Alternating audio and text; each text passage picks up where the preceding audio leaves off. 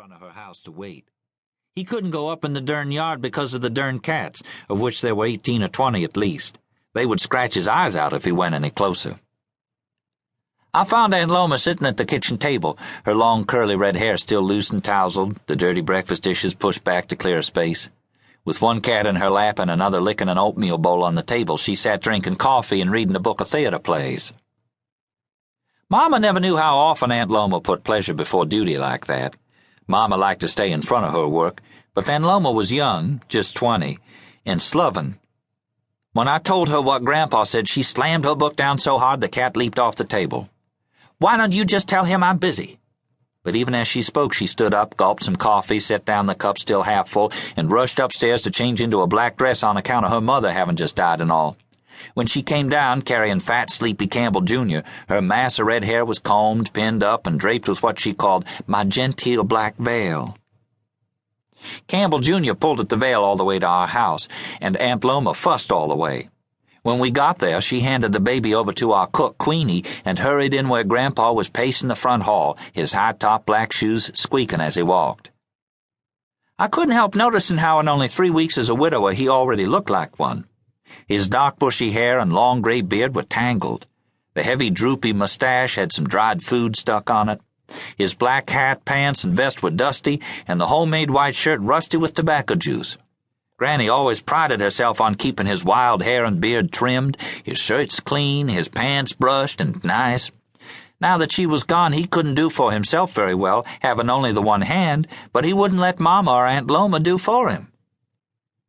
"Morning, Pa," Aunt Loma grumped. "Is that y'all, Will?" Mama called from the dining room, where she was closing windows and pulling down shades to keep out the morning sun. We waited in the front hall till she hurried in, her hair still in a thick plait down one side of her neck. I always thought she looked pretty with it like that, almost like a young girl. Mama was a plain person like Granny, and didn't dress fancy the way Aunt Loma did every time she stuck her nose out of the house. Even at home, Aunt Loma was fancy. She wouldn't have been caught dead in an apron made out of a flour sack, whereas Mama had one that still read, "Try Sky Lock Self-Rising Flour," right across the chest. The words hadn't washed out yet, which I was sure Aunt Loma noticed as she said crossly, "Morning, sister."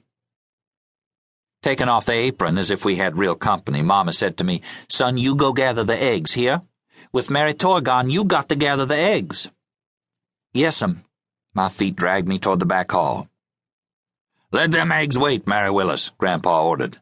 "I want Will Tweedy to hear what I come to say. He'll know soon enough anyways." Then he stomped toward the open front door and put his hand on the knob as if all he planned to say was goodbye, or maybe more like he was fixing to put a match to a string of firecrackers and then run before they went off. My mother asked nervous-like, "You want us all to go sit in the parlor, sir?" He shook his head. "Nah, Mary Willis. It won't take long enough to sit down for." He took off his black hat and laid it on the table, pulled at his mustache, scratched through the white streak in his beard, and turned those deep blue eyes on Mama and Aunt Loma, his grown children, standing together puzzled and uneasy. When he began his announcement, you could tell he had practiced it. "Now, daughters, you know I was true to your mother. Miss Mattie Lou was a fine wife, a good cook, a real good woman, beloved by all in this here town and by me, as y'all know." Hearing Grandpa go on about Granny made my throat ache. Mama and Aunt Loma went to sobbing out loud, their arms around each other. "Now quit your blubbering, Mary Willis. Hush up, Loma. I ain't finished." Then his voice softened. "Since your mama's passing, I've been a-studying on our life together. 36 years we had, and they was good years. I want y'all to know I ain't never gonna forget her." "Course you won't, Pa," said my mother, sobbing. "But she's gone, just like this here hand of mine." He held up his left arm, the shirt sleeve knotted as usual just below the elbow. Grandpa's blue eyes were suddenly glassy with unspilled tears. He struggled to get a hold of himself, then went on. "Like I said, she's gone now, so I've been studying on what to do, how to make out.